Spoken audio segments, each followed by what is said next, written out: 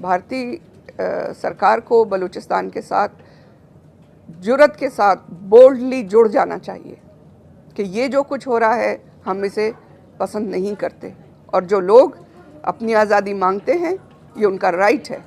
आपने बोला इतिहास अपने आप को दोहराता है, तो अगर 1971 के इतिहास की बात करें तो तब कहा यह जाता है कि इंडिया की आर्मी ने बहुत हेल्प की बंगालियों की, जब उन्होंने हेल्प मांगी पाकिस्तान से अलहदा होने के लिए। तो क्या इतिहास का वो पार्ट भी आज दोहराया जाएगा? क्या बांग्लादेश की तरह बलूचिस्तान में भी अगर अल्लाह ना करे ऐसी कोई सिचुएशन होती है तो इंडिया की आर्मी या इंडियन गवर्नमेंट हेल्प करेगी?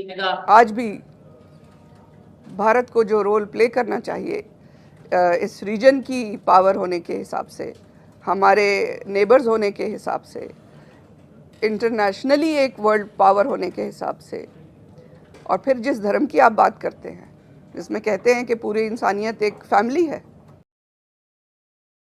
नमस्कार दोस्तों, वैसे तो भारत से सारे ही देश कभी ना कभी मदद के लिए गुहार लगाते ही हैं, क्योंकि सबको पता है भारत से चाहे कोई कितना भी दुश्मनी ले, लेकिन भारत हमेशा मदद के लिए आगे खड़ा रहता है और सबकी मदद करता है।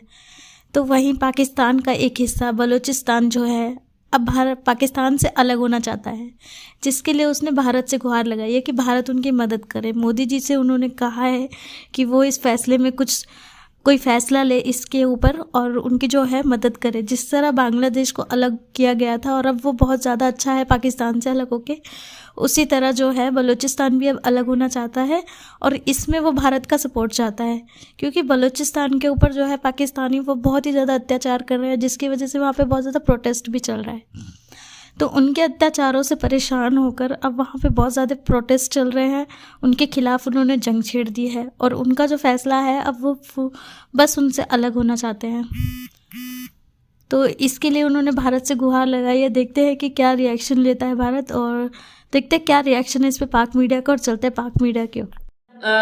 बलूचिस्तान की कंडीशन है, यहाँ के लोग जिस तरीके से आवाज उठा रहे हैं अपने राइट्स के लिए, इवन अब सेपरेशन के लिए आवाज उठा रहे हैं, क्या समझते हैं 1971 और आज 2023 कोई लिंक होती चीज नजर आ रही है? क्या आपको लगता है कि दोबारा कोई हिस्ट्री दोबारा से अपना आप दिखाएगी? जी, बहुत अच्छा सवाल किया है आपने सोहेब भाई। बहुत जरूरी है इस तरह के सवालों की चर्चा करना। पाकिस्तान में अगर इसकी चर्चा होती है तो मुझे लगता है कि कोई ना कोई सोल्यूशन दिखेगा। देखिए, सिमिलैरिटीज बहुत ज्यादा हैं। अगर आप देखेंगे तो जी, उस समय ऑपरेशन सर्चलाइट चलाया गया पूर्वी पाकिस्तान यानी बंगालियों के खिलाफ। ठीक ऐसा ही ऑपरेशन बलूचिस्तान में अभी भी चल रहा है। और मुझे याद है कि कई सारी पाकिस्तानी ह्यूमन राइट्स कमीशन की रिपोर्ट है, इंटरनेशनल एमनेस्टी इंटरनेशनल की रिपोर्ट है, यूनाइटेड नेशन ह्यूमन काउंसिल की रिपोर्ट है। हजारों बलोच लापता हैं, हजारों की डेड बॉडीज, म्यूटिलेटेड बॉडीज, मतलब जिन्हें कहा जाता है कि टॉर्चर किया गया, वो मिली है। तो एक सिमिलैरिटी ये हो गई। दूसरी सिमिलैरिटी, भाई उस वक्त भी बंगालियों की डिमांड क्या थी? अगर अयूब खान से मिलने ये अपने मुजीबुर रहमान आए थे, उनकी डिमांड ये नहीं थी कि वो अलग होना चाहते हैं। उनकी डिमांड ये थी कि जीता मैं हूं तो मुझे पद दिया जाए, मैं जिस चीज का हकदार हूं वो हकदार मैं हूं और वो मुझे मिलना चाहिए, क्योंकि वो पूरे पाकिस्तान को रिप्रेजेंट कर रहे हैं। लेकिन उन्हें हक नहीं दिया गया। उनका कहना था कि भाई आप जो बांग्लादेश से पैसे कमाते हैं, मतलब पूर्वी पाकिस्तान से उस वक्त जो पैसे आप कमाते हैं उससे आप इस्लामाबाद बनवा रहे हैं, वहां की सड़कों से पटसन की खुशबू आती है। पटसन बांग्लादेश में होता था। जी जी। लेकिन हमारे उधर हमारे लिए सड़कें नहीं बन रही। हमारे यहाँ तूफान आया इतना बड़ा, लेकिन उसमें कोई हमें मदद नहीं दी गई, हमें हमारे हाल पर छोड़ दिया गया, लाखों लोग हमारे मर गए। तो ये सिमिलरिटी देख। जो बाकी पाकिस्तान था, जो पाकिस्तान में नहीं रहना चाह रहे थे, उनके लिए आपकी प्राइम मिनिस्टर ने कहा एनफ। ये जो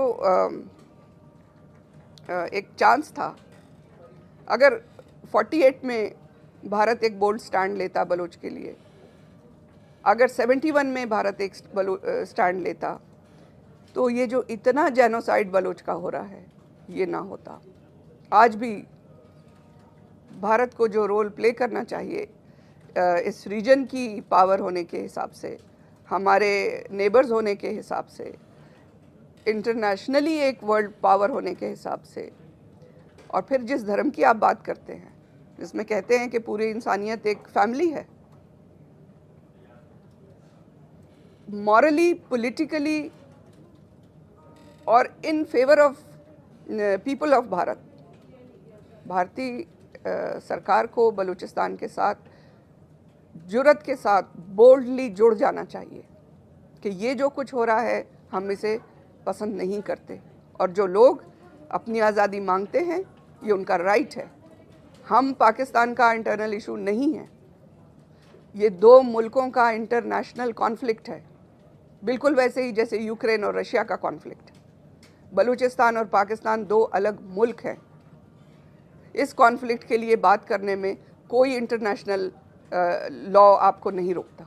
मौजूदा सरकार से आप क्या अपील करेंगे, क्योंकि जो पहले की सरकारों का जो उदासीन रवैया रहा, लेकिन अब की सरकार से लगता है कि आप कुछ अपील करना चाहेंगे? क्योंकि सरकार, देखिए, अपील करने को तो हमने कहा ना कि हम तो सबसे अपील कर रहे हैं। अभी यूरोप के 7 मुल्कों में हम गए, इसके बाद और मुल्कों में हम जा रहे हैं। हमने यूनाइटेड नेशंस में मुसलसल हम ये इशू को रख रहे हैं कि बलूचिस्तान ऑक्यूपाइड है और बलूचिस्तान में जेनोसाइड हो रहा है, एट्रॉसिटी क्राइम्स है, जो यूनाइटेड नेशंस का मैंडेट है कि आकर रोके। सबसे पहले यूएन की रिस्पॉन्सिबिलिटी है, जो हमारा क्रिटिसिज्म है कि यूएन पूरा नहीं कर रहा। लेकिन यूएन में जिन मुल्कों को आवाज़ उठाने की ज़रूरत है वो आवाज़ तो उठाएं। हमारे लिए और कुछ मत कीजिए, सिर्फ यूनाइटेड नेशंस में आप ये बात रखिए, हम जो बात रखते हैं हमारे साथ जुड़िए। इसमें कोई वायलेशन नहीं है, इसमें कोई वायलेंस नहीं है। हम नहीं कह रहे कि आप अपनी सेना भेजें, बलोच सेना कैपेबल है, बलोच सेना अपनी जंग खुद लड़ सकती है।